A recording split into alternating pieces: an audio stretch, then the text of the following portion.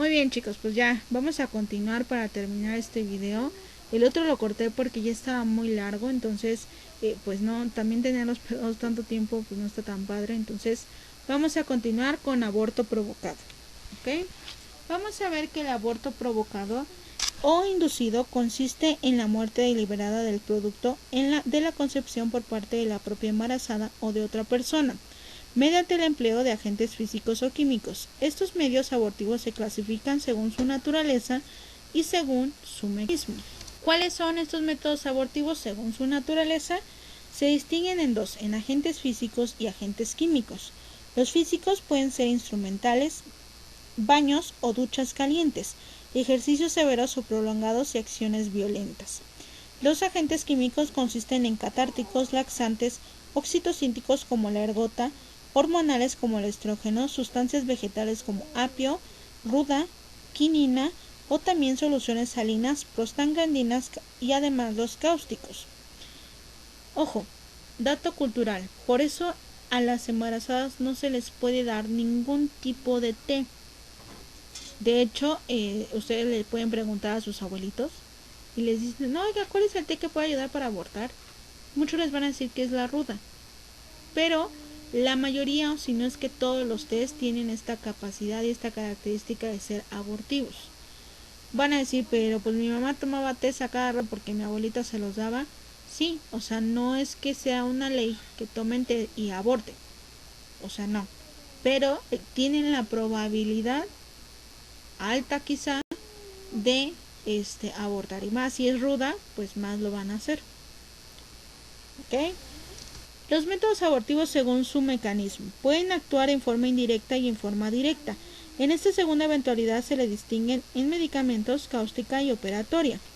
¿Cuál es la acción indirecta? Se trata de traumatismos en abdomen o en región lumbar o de aumento del peristaltismo intestinal ocasionado por laxantes y catárticos, como por ejemplo las embarazadas que a lo mejor chocan pueden provocar un embarazo inducido.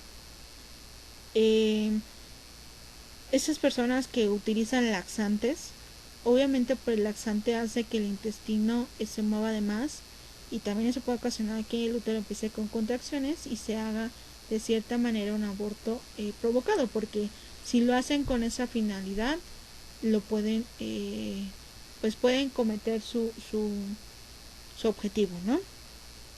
La acción directa medicamentosa es el caso de los estrógenos, de los derivados de la ergota, las prostaglandinas y las soluciones salinas hipertónicas. Hay una solución salina hipertónica que se prepara, se le da y literal hace como... Hay unos que secan el producto y hay otros que queman y que lo hacen como si fuera con quemaduras, como si tuviera estas partes como negras, que son quemaduras por la propia sustancia. Y la acción directa de cáusticos, que es la aplicación en la cavidad del útero de las sustancias como el bicloruro de mercurio y el formaldehído, además del permangato de potasio. ¿Okay? Esas son las sustancias que les digo ocasionan este tipo de quemaduras en el producto y pues hacen que sea un aborto inducido.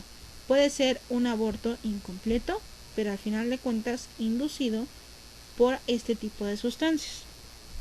La acción directa operatoria es el método más empleado. Consiste en dilatar el cuello del útero, romper las membranas o evacuar el contenido del mismo.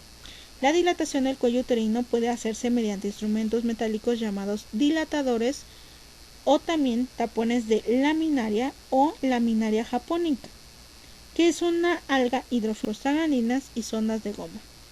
Los instrumentos que rompen la membrana de los abortos clandestinos suelen ser rudimentarios como varillas de paraguas, agujas de tejer, etc.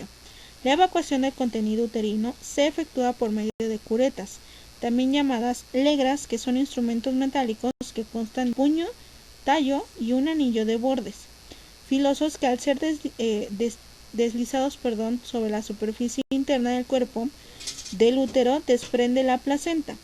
Otro medio para ejecutar el útero es el curetaje por succión. Este es el que se emplea una cánula y una fuente de vacío que hace un lapso entre 45 segundos a 10 minutos.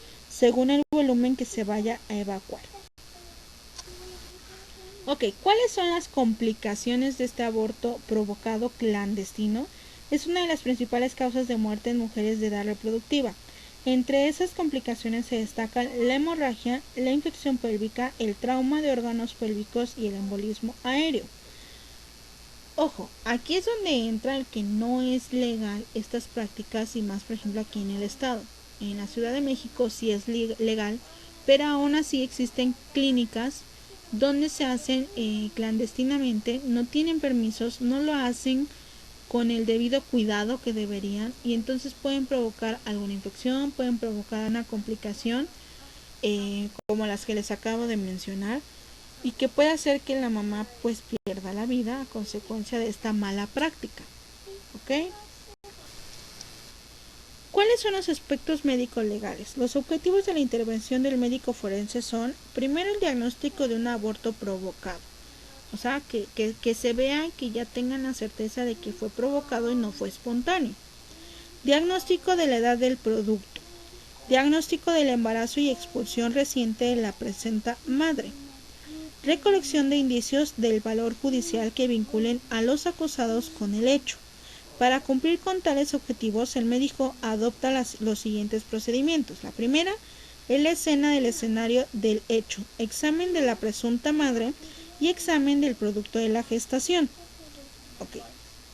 ¿Qué van a estudiar o qué examen del escenario del hecho van a realizar? Deben buscar los indicios que se detallan en la siguiente lista que ustedes ven en su pantalla. Restos de placenta pueden encontrarse en los instrumentos quirúrgicos empleados como los fueron las curetas que les mencioné en diapositivas anteriores. Manchas de líquido amniótico, meconio, unto sebáceo y sangre. Instrumentos ginecológicos pueden ser curetas, dilatadores, espéculos vaginales, sondas de goma o histerómetro. Medicamentos relacionados se refieren a derivados de la ergota como los oxitocínicos, analgésicos obstétricos, coagulantes, anestésicos generales, etc.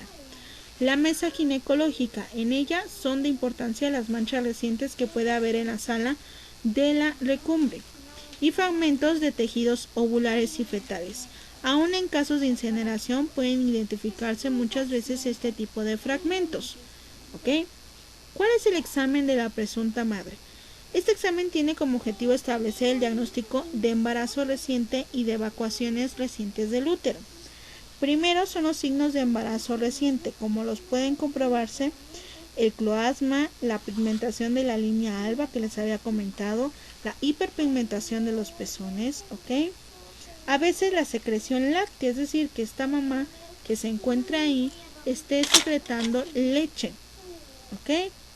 En caso de autopsia debe buscarse el cuerpo amarillo del embarazo, uno de los ovarios y el resto de placenta en el útero. Signos de evacuación reciente del útero. Se localizan especialmente en el cuello del útero y que pueden estar dilatados con secreción sanguinolenta, a veces con desgarros, quemaduras químicas y otros signos de violencia ejercidas para el aborto. En caso de autopsia, de necropsia, hace ratito también lo mencioné mal, perdónenme. En caso de necropsia, además del examen del útero, para buscar restos placentarios es necesario investigar las laceraciones de este órgano, así como el intestino y la vejiga.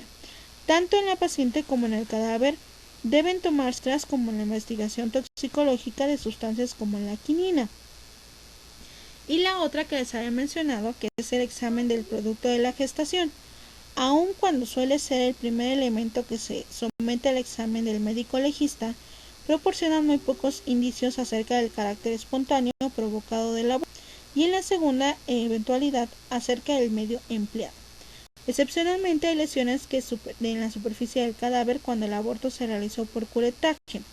La información más valiosa que suele obtenerse en el estudio es la edad aproximada de la gestación con base a la edad del producto. Dicha edad durante los primeros meses lunares corresponde a la raíz cuadrada de la estatura. Por ejemplo, son todo este tipo de fórmulas que ya lo vimos en algún momento en cuanto a las fórmulas obstétricas. ¿Ok? Entonces, le vamos a poner nombre a las dos técnicas que les di anteriormente. LUI va a ser la extracción del contenido uterino a través del raspado por medio de la cureta que les había mencionado, que ahí tenemos una imagen de cómo son. Y el AMEU, que es la evacuación del contenido uterino por medio de aspiración con cánulas. El AMEO solo se puede hacer dentro de las primeras 12 semanas, es decir, los primeros 3 meses. Después de esto, a fuerza se tiene que hacer un LUI o de cierta manera provocar el trabajo de parto para que salga este producto. ¿Ok? ¿Cuáles son las diferencias entre una y otra? La complicación y riesgo en LUI o en LIU, como le quieran ver, es alta a diferencia del AMEU. El costo es más caro en un LUI que un AMEU. El instrumental, pues obviamente ya les había mencionado que el LUI es una cureta metálica, mientras que AMEU es una cánula de plástico semirrígida, es como si fuera una aspiradora chiquita. La dilatación cervical en el LUI es mayor, puesto que se tiene que introducir la careta y estar manipulando, y en el AMEU es mínima. El tipo de sedación es anestesia general para el LUI y un bloqueo para cervical en el AMEU. El personal mínimo, pues obviamente el AMEO necesita un equipo médico completo, mientras que el LUI lo puede hacer solamente el médico y el anestesista. Y la estancia hospitalaria pues es más prolongada con estos procedimientos con cureta, que la aspiración por AMEO. Y bueno, ¿cuáles son los artículos que corresponden a esta área del aborto y que de cierta manera son consideraciones legales en cuanto a México? Pues son los artículos que ustedes ven en su pantalla. El artículo 329, 330, 31, 32, 33 y 34. Que obviamente cada uno tiene pues su cierta característica que ustedes ya lo podrán leer detenidamente, ¿ok?